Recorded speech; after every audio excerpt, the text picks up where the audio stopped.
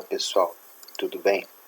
Então, vou fazer esse vídeo rapidão sobre o Teorema de Green, tá? Esse é um teorema que a galera de cálculo 3 vê.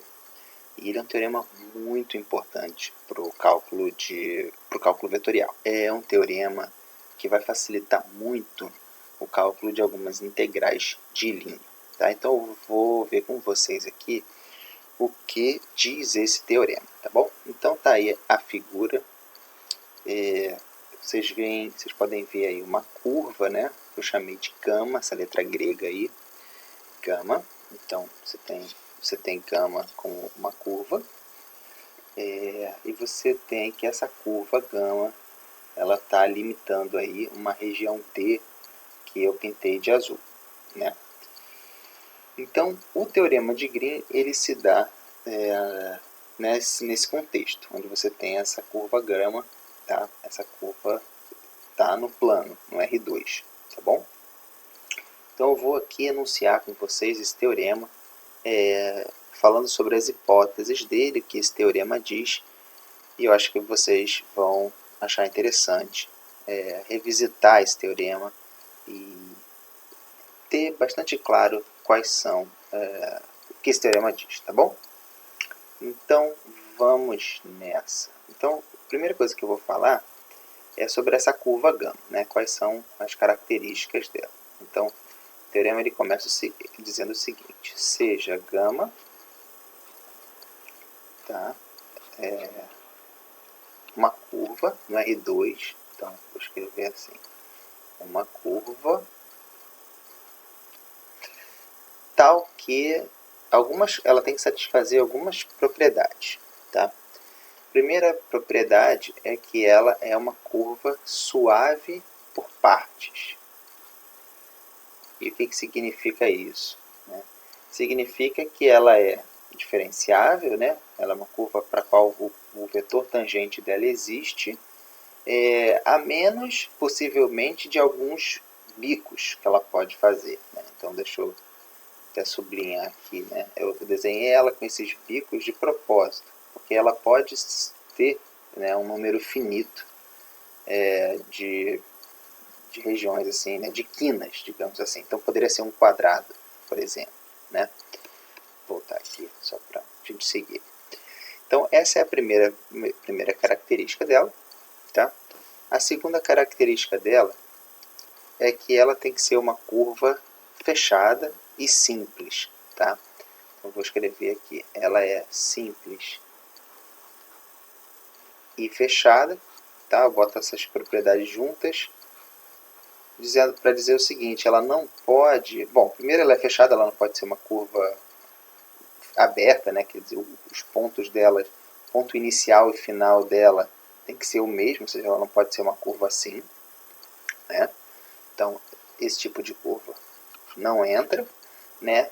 Então, isso quer dizer ela ser fechada, e ela ser simples significa que ela não tem autointerseções, tipo esse símbolo do infinito aqui, né? Então esse tipo de curva também a gente não pode ter. Tá? Então ela é desse jeito, ela é fechadinha assim, sem autointerseções, tá bom? E a última característica importantíssima da curva é que ela tem que ser orientada positivamente, tá? Orientada positivamente. E o que significa isso? Bom, a forma que eu gosto de ver essa definição de uma curva ser orientada positivamente é imaginar que se eu percorrer essa curva, né, então até botei essa setinha aqui, né, se um bonequinho está percorrendo essa curva, a mão esquerda do bonequinho está apontando para o interior da curva, né, para esse B aqui. Né? Então, vou botar até o bonequinho aqui para vocês visualizarem melhor o que eu estou falando. Né? Então está aqui o bonequinho andando na curva, olha a mão esquerda dele, está apontando para o interior dessa curva, né? Que a gente denota inclusive dizendo que D é igual a esse símbolo, né? Parece até a derivada parcial, mas é um operador de borda, quer dizer, estou dizendo que gama é a fronteira, né, de D, tá bom? Então, essa tem que ser a nossa curva. Ela precisa ter essas características para a gente poder usar o teorema de Green. Beleza? Muito bem. E, além da curva, a gente tem também um campo vetorial. Tá? Então, essa é a primeira hipótese. Né? Você tem uma curva.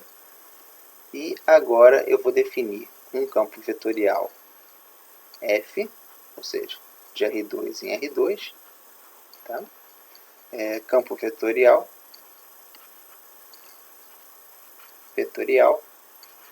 C1, tá? Ou seja, as derivadas dele vão ser contínuas, tá bom? Como é que a gente vai denotar esse campo vetorial? Ele pega um ponto qualquer do plano e associa a um ponto da forma P de x, y, Q de x, y, tá? Onde P e Q são duas funções do R2 no R, C1, né? Ou seja, as derivadas parciais delas são contínuas. Pois bem, então essas são as minhas hipóteses, tá, do teorema de Green. Então eu vou até sublinhar aqui em vermelho. Essas são as nossas hipóteses. Ou seja, o que a gente está assumindo, né, para poder enunciar o teorema.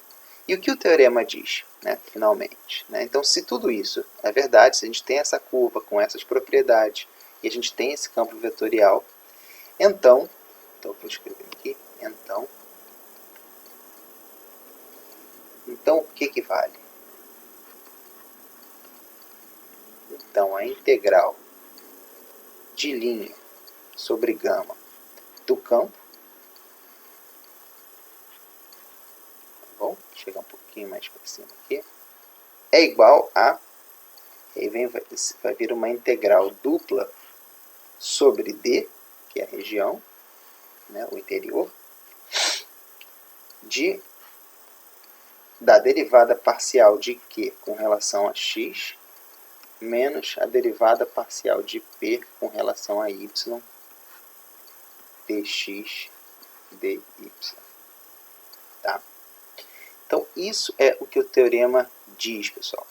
Ele relaciona a integral de linha do campo vetorial com uma integral na região D, para o qual essa curva ela é a fronteira dessa região. Essa curva gama é a fronteira. Tá bom?